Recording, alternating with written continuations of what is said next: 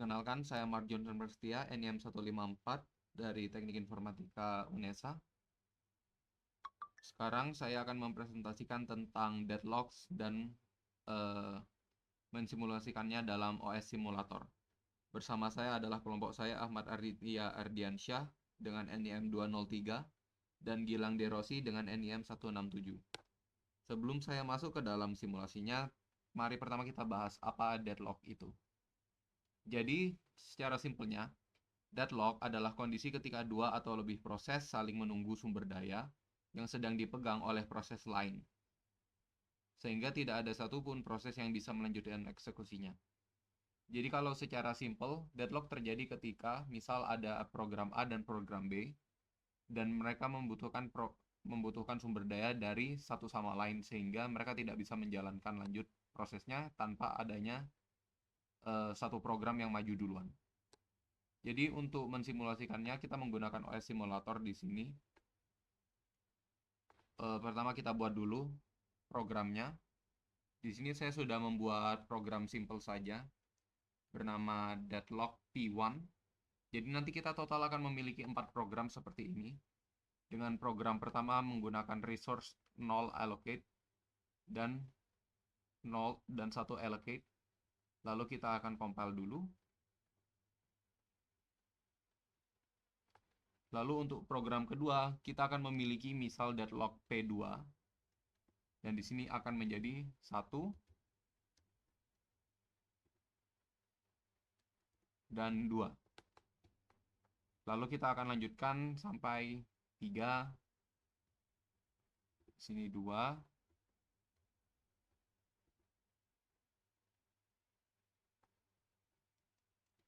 3. Lalu yang terakhir adalah 4. Sini 3.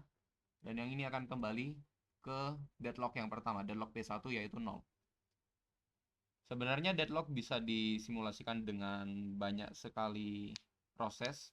Tidak harus 4, bisa 3, bisa 2, bisa 5, bisa lebih lagi. Tapi untuk sekarang saya akan mensimulasikannya menggunakan 4 proses berbeda. Jadi saya sudah menyiapkan beberapa prosesnya dan sudah saya simpan di dalam file. Jadi akan langsung saya load di sini. Nah, di sini sudah tersimpan 4 file deadlock sama seperti yang tadi. Isinya sama persis. Semuanya mengarah ke satu sama lain dengan yang deadlock keempat mengarah ke deadlock P1. Jadi setelah sudah dibuat di sini, kita masuk ke OS 0. Kita masuk ke virtual OS dan kita masukkan programnya ke dalam main memory kita. Kita masukkan ke dalam program yang akan dimasukkan, yang akan diproses oleh CPU. Baik, setelah itu kita akan setting menjadi kecepatan CPU paling cepat. Lalu kita akan masuk ke view resource. Di sini kita bisa melihat di sini kita bisa melihat apa bilangnya ya? Nanti jumlah proses yang akan berjalan, jumlah proses yang sedang mengalokasikan sumber daya, dan proses yang sedang meminta sumber daya. Karena di sini kita memiliki 4 proses, 4 program ini, nanti akan terbentuk 4 program yang akan saling deadlock di R0, R1, R2, dan R3. Nanti akan berubah menjadi warna merah. Di sini kita juga bisa melihat show deadlock process untuk melihat logs-nya. Jadi untuk melakukannya kita tinggal pertama kita buat ini stay on top.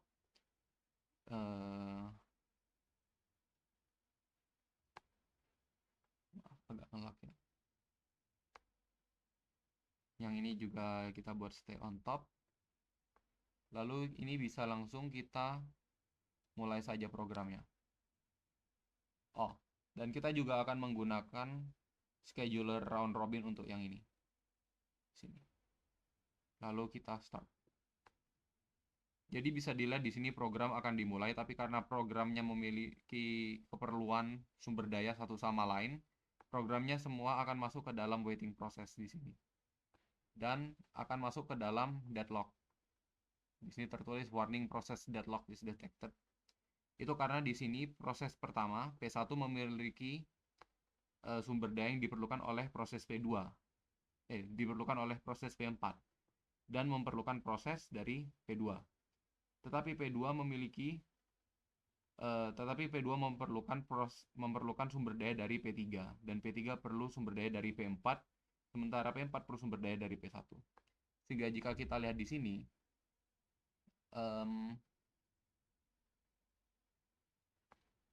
bisa kita lihat di sini bahwa deadlock-nya akan membentuk sebuah lingkaran ya, sehingga proses tidak dapat berjalan terus. Nah, kita ulang dari awal. Jadi untuk menyelesaikan deadlock yang pertama, kita dapat melakukan release di sini. Jika kita release salah satu dari 4 program akan dilepaskan dari deadlock. Dan itu akan menyebabkan program lainnya dapat lanjut berjalan. Bisa kita lihat di sini program lainnya akan akhirnya berjalan, diselesaikan, dan programnya akan lanjut, ini ya berjalan, dan programnya akan lanjut sampai semua program sudah selesai dijalankan. Baik, jadi untuk deadlock sendiri sebenarnya ada beberapa cara untuk mengatasinya, untuk mencegahnya. Jadi kita load dulu.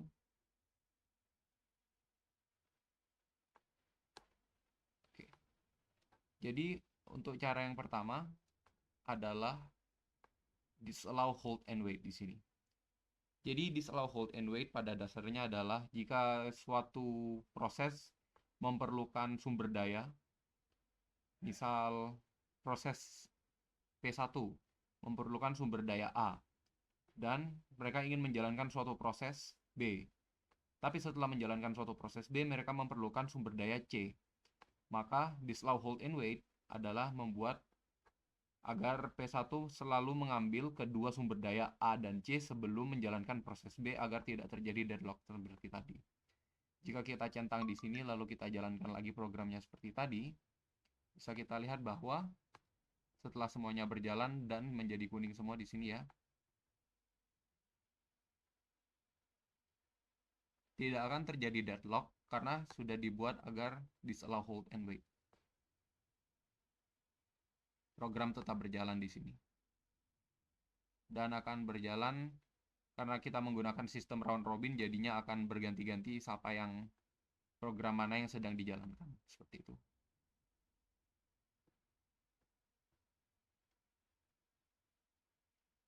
Lalu cara yang kedua untuk mencegah deadlock adalah menggunakan disallow circular wait.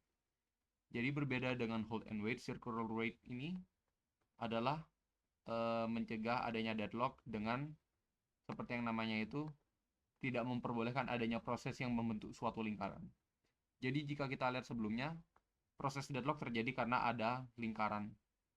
Jadi ada 2 atau lebih proses, dan tiap proses tersambung ke satu sama lain memerlukan dan memberikan sumber dayanya masing-masing. Nah, menggunakan disallow circular wait itu membuat agar tidak boleh terjadi adanya misal dari P1 ke P2, P2 ke P3, P3 ke P4, dan P4 kembali ke P1 itu tidak dibolehkan.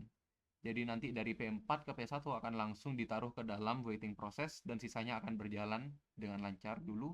Baru yang terakhir adalah P4 akan dijalankan terakhir. Di sini kita pencet disallow circular wait, lalu kita jalankan lagi programnya.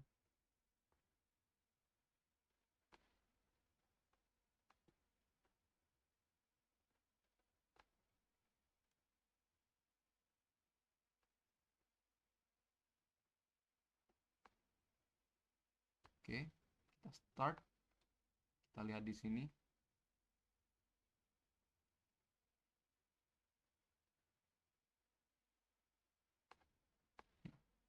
Semua proses akan masuk pertama ke waiting process. Tapi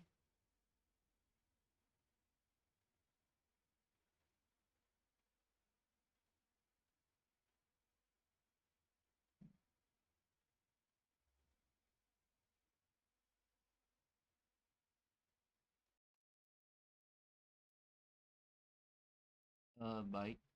Jadi untuk yang ini Sepertinya dari simulatornya sendiri agak bermasalah, tapi sebenarnya untuk melakukan prevensi circular weight kita juga bisa menggunakan ini total ordering. Jadi sebenarnya disallow circular weight itu adalah salah satu konsepnya, sementara total ordering adalah cara kita untuk mengimplementasinya. Jadi total ordering itu pada dasarnya sama dengan yang saya sebutkan tadi. Jadi ketika ada misal 4 proses dan semuanya terhubung satu sama lain, 1 ke 2, 2 ke 3, 3 ke 4, 4 balik ke 1, maka total ordering akan memecah rantai agar dari 4 tidak bisa tersambung kembali ke 1. Jadi proses yang bisa meminta dan berjalan adalah proses yang meminta kepada proses yang lebih tinggi. Jadi dari 1 ke 2 ke 3 ke 4 masih bisa, tetapi 4 tidak bisa meminta kembali ke 1. Jadi kalau kita riset di sini, kita akan melihat bentar ya. Kita rilis dulu.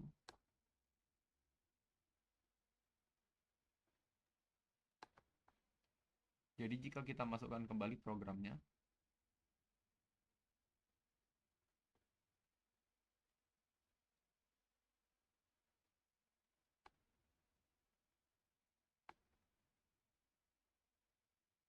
lalu kita play,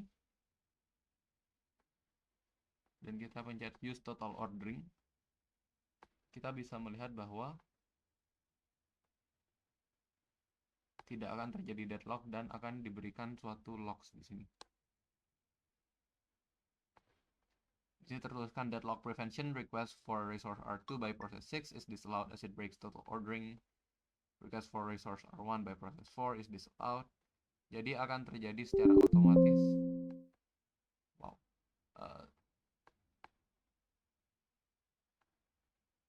Jadi akan terjadi secara otomatis proses-proses yang sebelumnya meminta kembali kepada proses yang lebih rendah posisi ID-nya akan secara otomatis diputuskan. Jadi untuk kekurangan dan kelebihan dari kedua ini, untuk disallow hold and wait, walaupun lebih simple pembuatannya, tetapi ini dapat menyebabkan jika misal proses 1 mengambil suatu sumber daya tetapi masih tidak dipakai sampai nanti, maka sumber dayanya akan menjadi dianggur oleh proses pertama ini. Jadi itu adalah salah satu kekurangannya.